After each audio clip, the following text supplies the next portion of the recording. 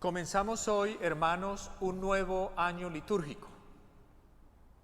Un nuevo año que comienza con el tiempo del Adviento. La palabra Adviento es una palabra latina, advenio, adveniri, adveni, adventum, que significa venida, ¿sí? Durante este tiempo nos preparamos para la venida del Señor, la encarnación del Hijo de Dios. Por eso le llamamos a este tiempo el tiempo del Adviento. Y tiene dos aspectos que la palabra de Dios durante estos domingos y la liturgia va a resaltar. ¿Cuáles son esos dos aspectos? El primero es la encarnación. Encarnación significa que el Hijo de Dios se hace hombre. Y no significa que Él comenzó a existir el día que fue concebido por el Espíritu Santo en el seno de su madre, la Virgen María. No, Él existió por siempre, eternamente con el Padre. Él fue generado, no creado. ¿Sí? Nosotros somos creados, pero Jesucristo no, porque Él es Dios. Y esas palabras tan profundas de la introducción del Evangelio de San Juan, que vamos a leer, creo que el próximo domingo vamos a leer esas palabras acerca de Jesús, que es el Verbo de Dios, que se hace carne. Entonces, ese primer aspecto se resalta durante este tiempo. El próximo domingo vamos a hacer énfasis en la misa, acerca de la encarnación del Hijo de Dios que se hace hombre, la palabra de Dios que se hace hombre en Jesucristo. Jesucristo es la palabra de Dios, es la palabra eterna de Dios. Entonces, ese aspecto, el primero. El segundo, la palabra de Dios y la liturgia nos hacen pensar en la segunda venida del Señor, al final de los tiempos. El Señor prometió que un día Él vendrá y vendrá a juzgarnos. Al final de los tiempos, Dios nos va a juzgar. Y nosotros en la fe distinguimos dos clases de juicios. Un juicio particular de cada uno de nosotros después de morir y un juicio universal. La palabra de Dios hace énfasis en esa segunda venida del Señor. Y el Evangelio de hoy hace referencia a la segunda venida del Señor.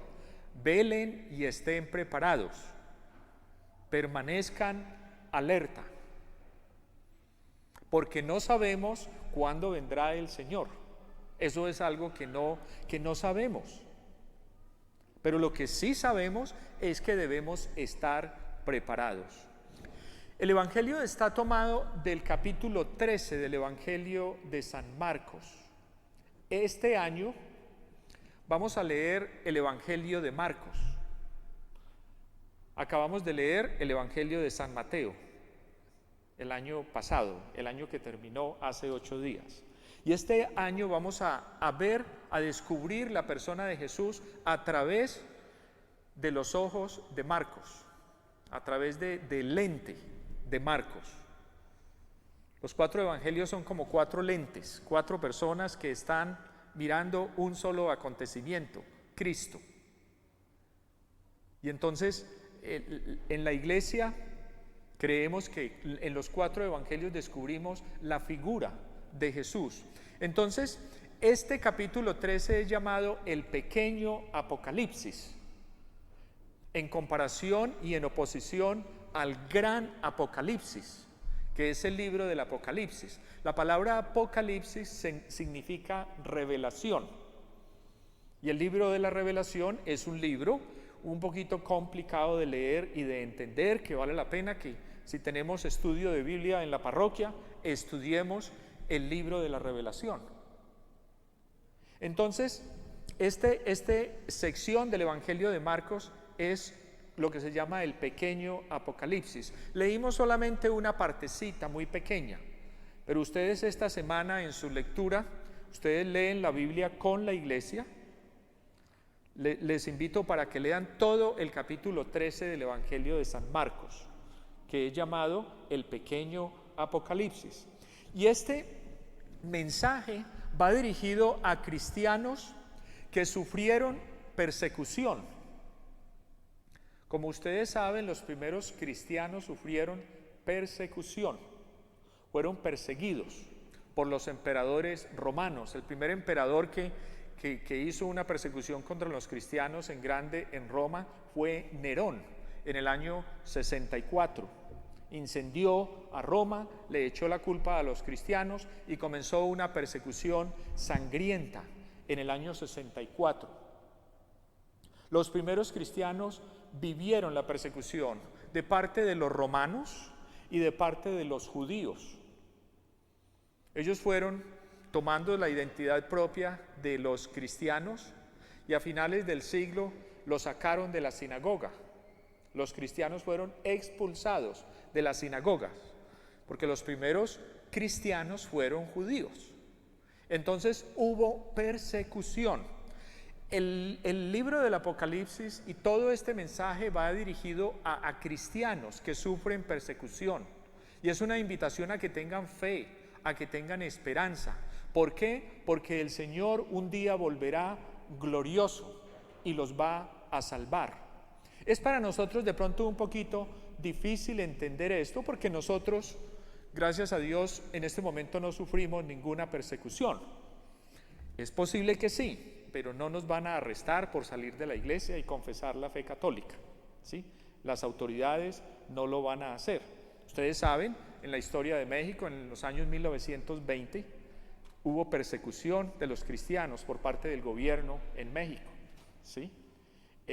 Cuando el padre Miguel Agustín Pro, ¿sí?, que fue martirizado en 1927, fue un tiempo de persecución. Nosotros ahora no tenemos ese tiempo de persecución, por eso quizás nos es difícil entender esto, pero este mensaje está escrito para una comunidad que sufre persecución. Entonces, ¿cuál es el mensaje? Estén vigilantes, estén atentos, porque no saben cuándo vendrá el Señor, no sabemos cuándo vendrá el Señor. Entonces, ¿qué debemos? Estar listos. No queremos que se encuentren dormidos. Hay gente que duerme mucho y vienen a la iglesia a dormir. No podemos estar dormidos, tenemos que estar despiertos. ¿Por qué? Porque el Señor vendrá y el Señor no nos quiere encontrar dormidos, el Señor nos quiere encontrar despiertos, vigilantes, esperando por su venida. Ahora, ¿cómo nos vamos a preparar? Yo les diría algo muy sencillo. En la manera como nosotros vivimos, estamos demostrando si estamos preparados para el Señor o no. Si usted vive una vida de pecado, una vida de odio, una vida de resentimiento, de quebrantar todos los mandamientos, usted no está preparado ni está preparada para la venida del Señor. Entonces, despierte. Si usted lleva una vida en la que Dios no importa, ni los demás importan, porque lo que más importa es usted, y no ama a su prójimo, no está preparado ni está preparada para el encuentro con el Señor. Entonces, ¿qué tiene que hacer? Arrepentirse, cambiar de vida,